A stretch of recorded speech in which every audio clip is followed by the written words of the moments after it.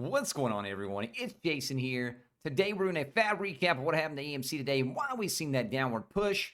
Also, in aftermarket hours, we are booming a little bit right now. We'll go over that as well. And how hedge funds and others like Citadel are using pay-to-order flow to mess with the market. If you could, make sure to smack the like button down below. Non-stop this video helps out more people learn about AMC and stay informed.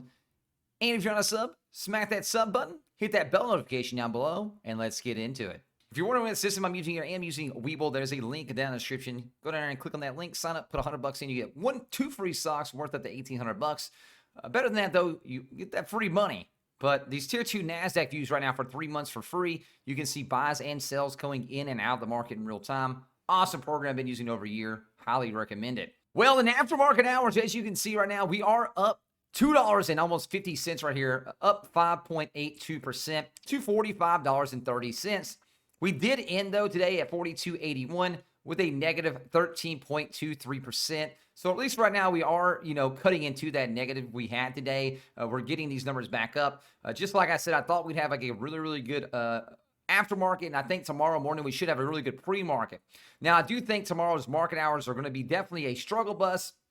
But it doesn't mean I think we're going to go down. I just think, obviously, we're going to have some pressures from the hedge funds to try to get the price down. It'd be nice, though, tomorrow to see, AMC finish above $50 because that would put a lot of options in the green as well. All good things. So I am betting on tomorrow, hopefully getting above $50 and ending the week on a good note, right? Because these last couple of days, we've had these downward pushes right here. Obviously right here we had the pre-market push down and the aftermarket push down, and today we had the market push down. Now we're going to go over why we had this market push down today and the FUD behind that and the reason why we've seen this push down on AMC. So I definitely want to go over that as well and make sure you guys know you guys are informed of what happened and how this FUD and misinfo led to some downward pressures. And those downward pressures were obviously capitalized on by hedge funds continuing to short the stock and bring it down further. Now, this morning we did enter market hours right around $47.50 in going in from the pre-market to the market.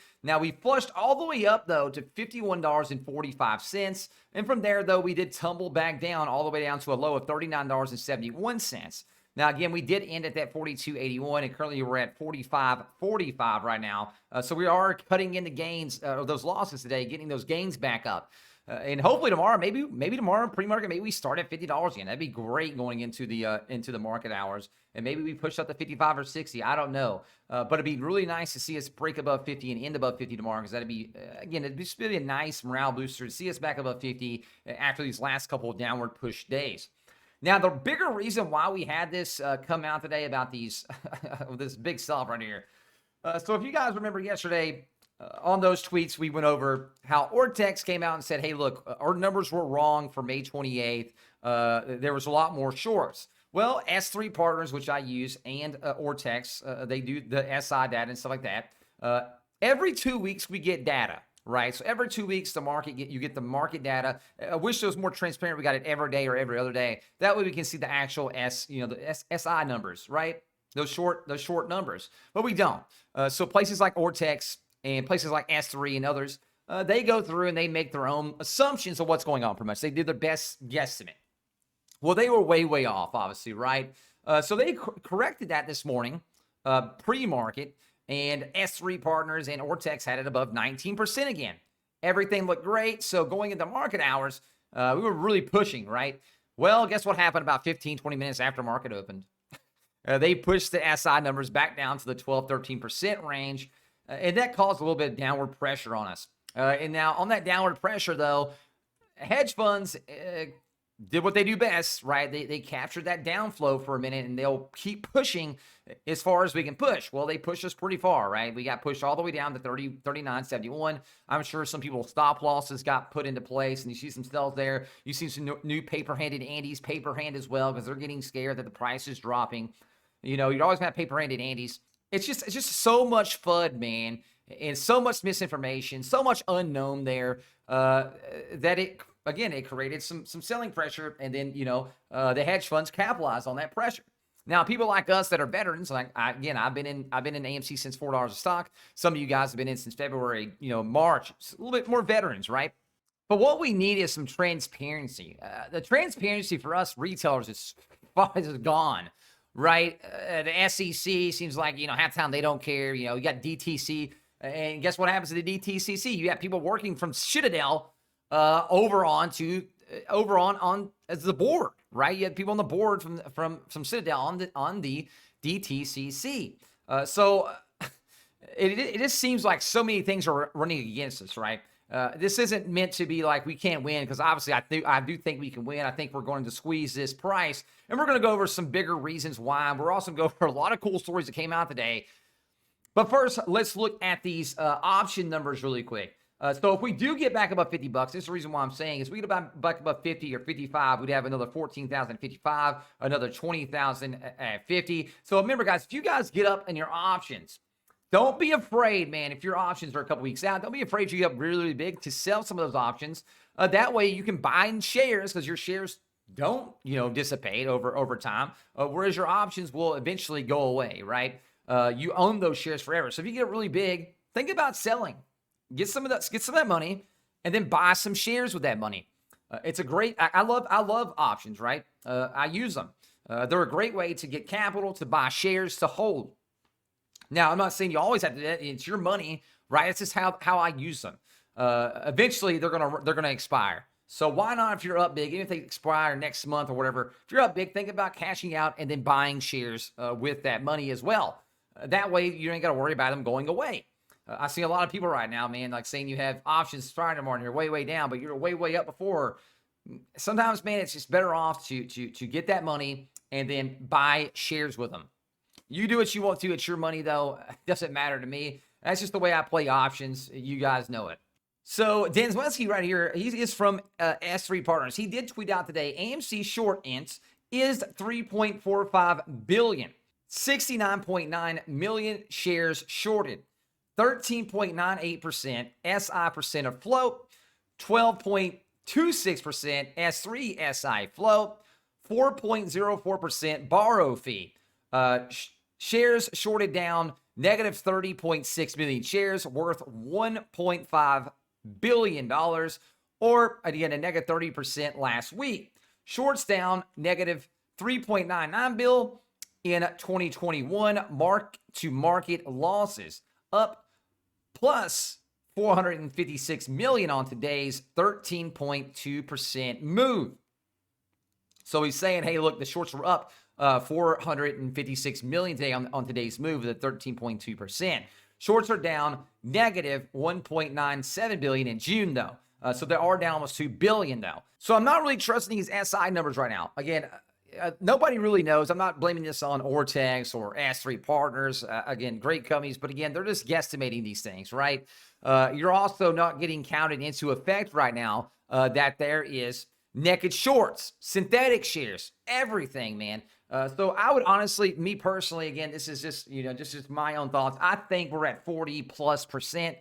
Maybe even 50%. I don't know. But I'm almost willing to bet 40%. If I had a bet, I'd put a number at 40% short float, honestly. Maybe more, though. Maybe over 50+%. I do know the number's a lot higher than 14%. Now, he did tweet out, though. Somebody said the squeeze score, please. He did tweet out, though. He said the squeeze scores for AMC, GME, and Clove is at 100 out of 100. We changed the metric from 1 out of 10 to 1 out of 100. Tesla is at 23 out of 100. He's just putting that in there to show you how high, obviously, AMC is right now on the squeeze front there. Now, going over some trade alerts today, though. We did have 3 trade alerts today. One large print for the size of 581,000 shares at the price point of 47.93 at the time of 9:30 a.m. for the amount of right at $28 million. There was another large print order come through for 100,000 shares, almost 101,000 shares at the price point of $45 for $4.5 million. And another huge print order for 1 million shares at the price point of 44.11 at a time of 12 p.m. Eastern. And that was for $44 million. So that huge print's really, really big there. Now, these do go through dart pools. Now, Ortex did tweet out this, though. They said the naked truth. In recent days, we've had a lot of questions and comments regarding both naked shares and synthetics activity surrounding a stock. In particular, AMC. Our community has made some valid points in this article. We highlight how Ortex data accounts for these factors. Naked shorting is an illegal practice involving a short selling of shares that have not been borrowed. Hedge funds and prime brokers are both heavily regulated institutions. So when this activity or any other false reporting occurs, it is criminal behavior and should be identified by regulators. Perpetrators risk sanctions or even prison for saving on a stock's borrowed costs. We can have a rough idea of the scale of potential naked shorts from a level of trades that fail to deliver from seller to buyer within the mandatory settlement period. But how long are they holding their stocks at this point, right? We've all had that question. Ortex has had added failure to deliver data to the short interest page to ensure our users have access to all the relevant data. Please note that not all fails to deliver are due to naked shorts, but it is certainly the best indication available to identify such activity. So they say there has also been suggestion that the stock lending data is less useful or less relevant due to synthetic activity surrounding a stock. You can create similar economic effects using derivatives or synthetic structures without ever owning the underlying security. Options and futures being obviously examples. However, remember that almost all meaningful synthetic positions will be hedged by the underlying issuer. The example, if a significant large put or option is created, the issuer will likely hedge that position, borrowing and shorting the stock. Ortex stock lending and short interest data therefore also includes data related to synthetic positions. So false reporting carries very significant fines, whether by accident or malfeasance. Even when self-confessed to a regulator, fines will show some pretty eye-watering numbers. As our users know, we are committed to providing the most timely and accurate stock lending data in the market. We source our data from the world's largest pools of our agents, lenders, prime brokers, and broker dealers. So it's all, again, I wanted to bring that out there. That way, obviously I'm not trying to bag on Ortex, right? They do the best they can. They just get the numbers in from other people. That's where they get that data from. Now, obviously that data is definitely getting misstrued from where they're getting it from. And those things get plugged in from the API data and they get plugged into the software. No fault of Ortex, no fault of like S3 partners. I just wish, man, that we can get some better numbers, right? And more transparency on those numbers. But I did want to bring that up. That way, again, I don't want to hate. I'm not trying to hate on Ortex or anybody like that. For anybody that likes Ortex or anybody that likes S3, again, I've been using S3 partners for a long time. But again, obviously, their numbers are off. And they're off probably because they're not getting those right numbers from those certain data points. Now, last but not least, I do want to go over this. This is a hot topic today in today's live stream. If you guys aren't inside the live streams, we are live streaming daily. Love to have you guys. Make sure you guys hit the sub button below, hit that little bell notification when you stay up to 8. And join our Discord. I always notify on Discord as well. Over 1,700 people in there. But we did have this big story come over today. Got leaked out. Now, again, this is just, this isn't, for sure news. So I do want to make that relevant right away. I do want to make sure that this has not been proven fact yet. But there's a lot of talk about it, and a lot of people want me to go over it. So I want to go over this. So this right here is covering what the price is on the dark pool right now. This right here got leaked out today, so I do want to cover it. A lot of people asked about it. Again, this is not facts yet. So again, speculation. We're going over speculation here. So this right here says all of the orders are being held and delayed by 15 to 21 days. The dark pool's current trading price will be reflected on all platforms in 15 to 21 days. So this right here is saying in 15 to 21 days that the price of AMC stock on the market, whether it's Webull like we're using, using right here or wherever you're using it on, will be at $1,533.25. Now, if this is correct, this is huge, right? Huge. And I want to go over this, why this could be real, because Citadel and others have been actually in trouble before by holding things longer than they should be. And in the video we went over yesterday, and the SEC has also wanted to look into this as well. So they're saying, obviously, that the price in 15 to 21 days will be $1,500 on AMC. Now, again, this has not been confirmed yet. So I do want to make that completely sure that this is all speculation. So here's one thing I do want to go over, though. That this isn't the first time this is, Citadel's been in trouble for this, and other places have been in trouble. U.S. regulatory fines Citadel Securities over trading breach. Marcus Market traded ahead of customers over the counter orders over a 2-year period. So the U.S. financial industry regulator has fined Citadel Securities $700,000 for trading ahead of customer orders, dealing a blow to the market-making firm that has benefited from a big rise in retail trading this year. Now, this was back in July of 2020, by the way. So I do want to bring that. This is not something very brand new. I'm just saying, hey, they've done it before. Chicago-based Citadel Securities delayed certain equity orders from clients to buy or sell shares while continuing to trade the same stocks in its own account as part of its market-making activities. FINRA said the claims relate to over-the-counter equity trades, which are carried out away from the public stock exchanges and then reported to regulators. Now, this right here is going through the dark pools, by the way, again, guys. Over a 2-year period until September 2014, the market maker removed hundreds of thousands of OTC orders from the automated trading processes, according to FINRA, that rendered the orders inactive. And so they had to be handled manually by human traders, which made them hold it for a lot longer. And that could be that 15 to 21 days. Citadel Securities then traded for its own account on the same side of the market at the prices that would have satisfied the order without immediately filling the inactive orders at the same or better prices as required by FINRA rules and regulators said. And they made a bukus of money doing this. In February 2014, a sample month review by FINRA, the market maker traded ahead of nearly 3/4 of the inactive orders. My God.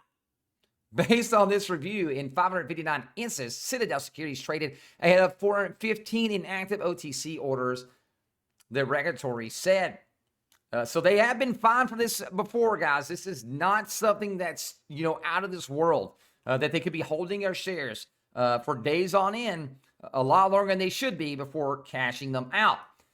So again, I do want to make sure that you guys do know that story right now, and that $1,500 price point in 15 to 20 days is something that's not been confirmed yet, right? So it is speculation, but I do want to bring it out there. There's a lot of people have been talking about it, and they have been in trouble for this before, so it wouldn't really put it past them that they've done it again, right? Because let's be honest, they got slapped with a $700,000 fine, guys. They made billions of dollars off doing that. Why wouldn't they go again? What are they going to get? Do double slap? They're going to get fined like what, $2 million? Wow, even they got fined $10 million. They don't care. Look at this, guys. In aftermarket price, though, real quick, we're up $3.56. Let's go. Slap a like down below for that, man. If you guys like that price action aftermarket, hit that sub button below, guys. Hope you guys enjoyed this video. If you have, hit all the buttons down below. Do it. If you haven't joined our Discord, join the Discord down below as well. I'd love to have you guys there. I will see you guys in the next video. I will see you guys Starside. Peace, fam.